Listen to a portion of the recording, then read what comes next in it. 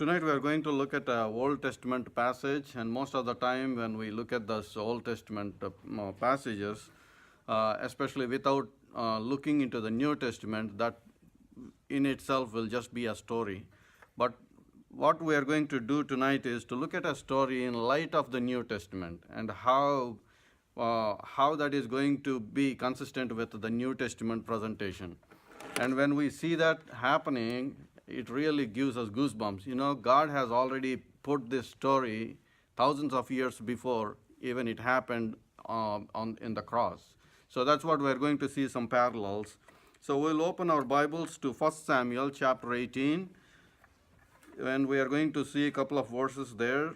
1 Samuel chapter 18, verses 1 to 4. Now when he had finished speaking to Saul, the soul of Jonathan was knit to the soul of David, and Jonathan loved him as his own soul. Saul took him that day and would not let him go him to his father's house anymore. Then Jonathan and David made a covenant because he loved him as his own soul. And Jonathan took off his robe that was on him and gave it to David with his armor, even to his sword and his bow and his belt. So let me set the stage for you so that you understand these few verses here. Saul was made the king, the first king of Israel. And now, when there was a challenge that was put forth, and there was no one to encounter that challenge to defeat Goliath. And who came for the rescue? A young boy named David. David came and said, "Who is this Philistine that boasts like this against our God? I'm going to go and fight this Goliath." And then he killed that Goliath.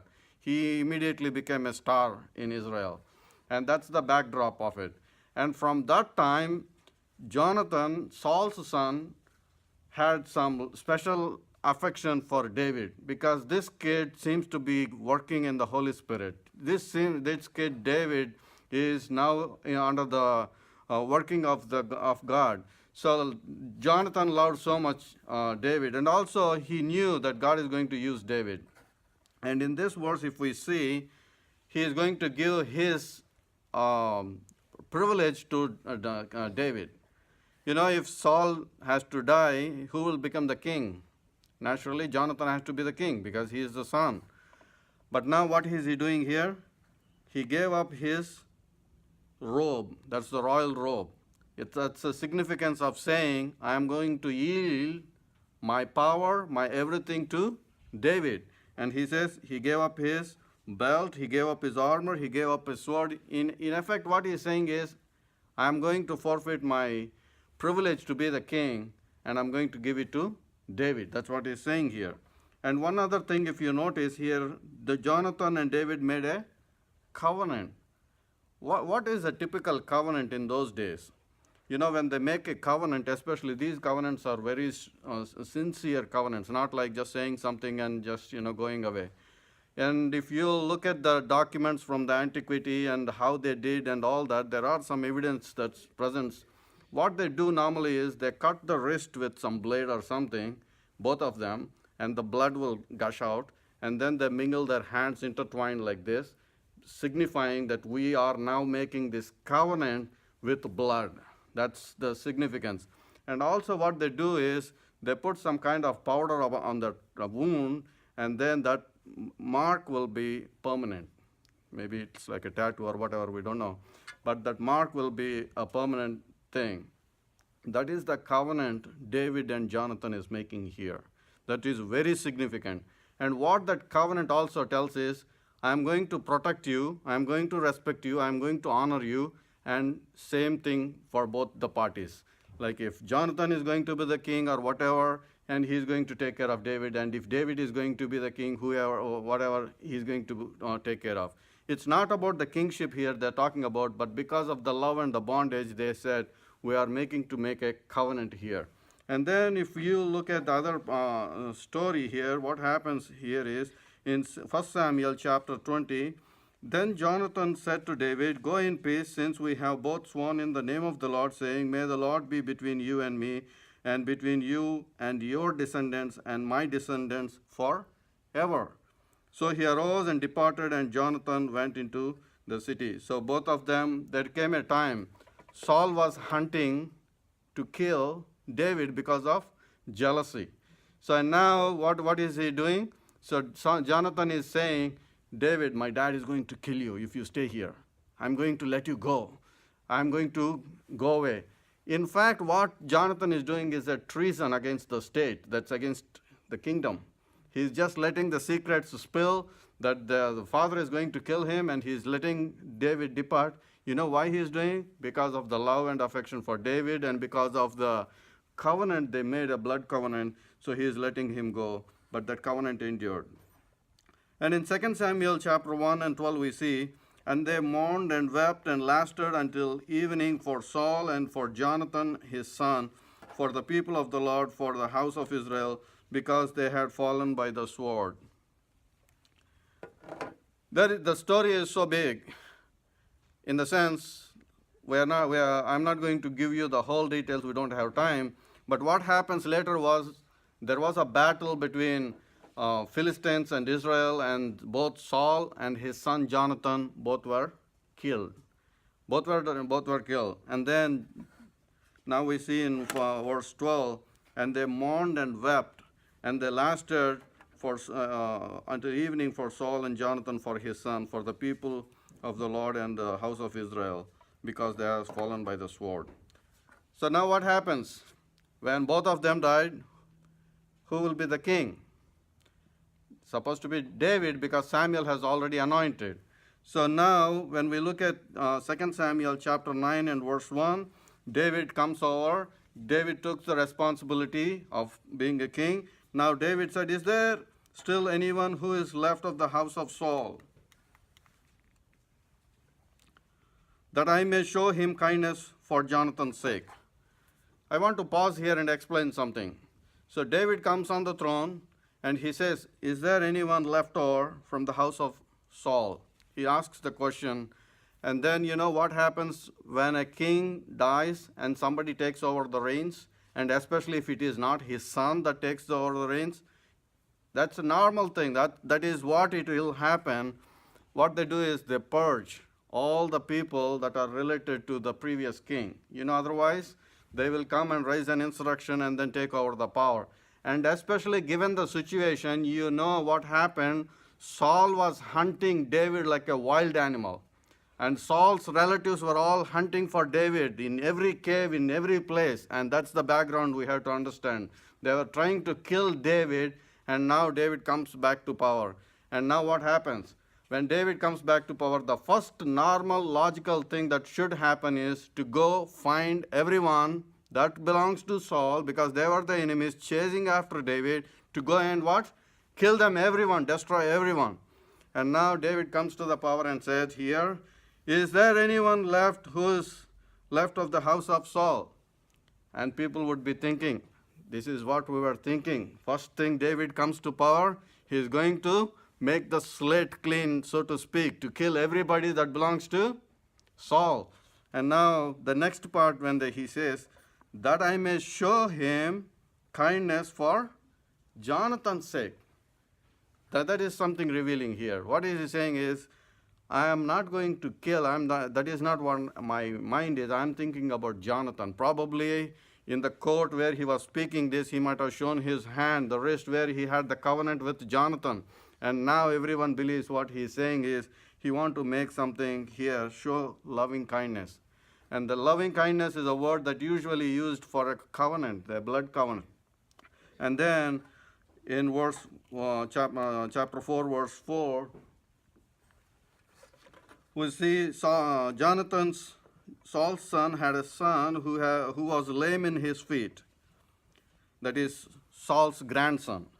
He was 5 years old when the news about Saul and Jonathan came from the Jezreel, and his nurse took him up and fled, and it happened as she made haste to flee that he fell and became lame. His name was Mephibosheth. When the news came that both Saul and his son Jonathan was killed in the battle, the next thing everybody thought, somebody is going to be the king. And obviously people knew, and it was also rumored that David is going to be the king, next king. And now the next thing what they do, they know that what happens in the situation, he's going to come and kill all of us. So now all the people that belongs to Saul are so much afraid of it, of the situation.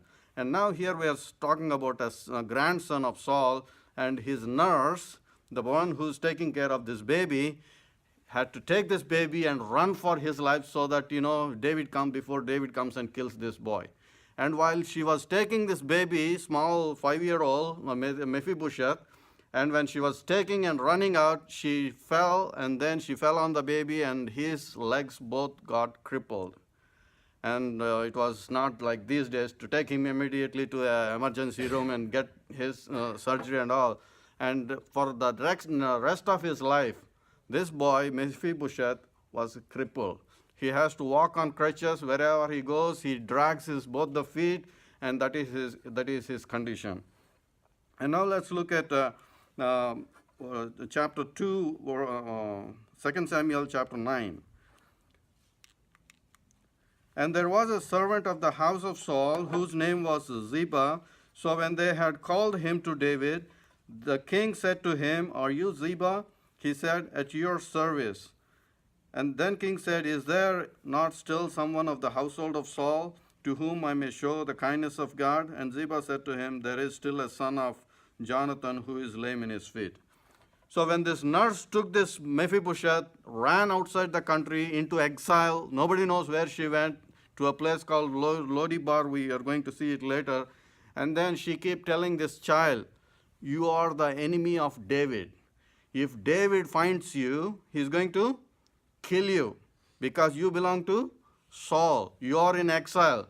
You have to endure all this. He is the prince. He is Jonathan's son, Saul's grandson. And if everything was right, if Jonathan became the king, he would be a prince. He should have royalty everywhere. But now he has to run for his life. He is in exile. And now this nurse was keep on telling him, and of course what she is telling is truth according to their mind. You are the enemy of David, and if he finds you, he's going to kill you. And you have to endure all this. And his mind was made up so that, David is going to kill me. One day David is going to catch me and kill me. And that was his predicament.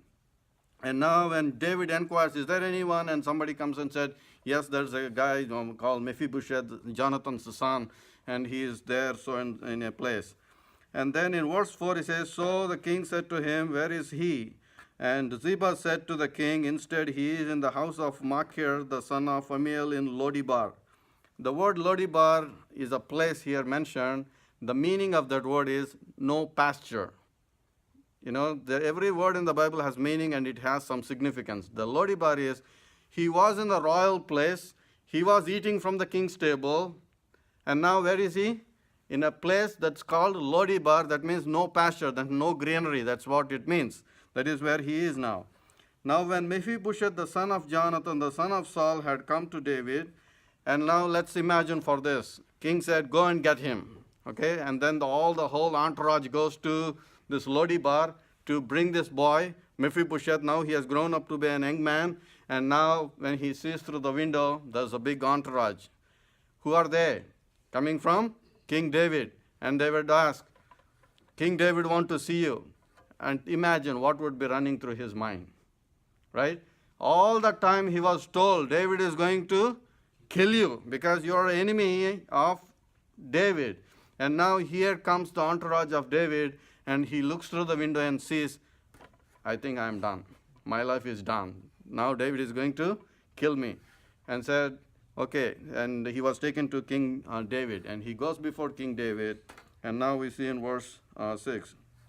Now when Mephibosheth, the son of Jonathan, the son of Saul, had come to David, he fell on his face and prostrated himself. And David said to Mephibosheth, and he answered, "Here is your servant." The one thing that Mephibosheth would ask for here is, he went to King David and fell before him, and one thing he could ask for is mercy. What kind of mercy?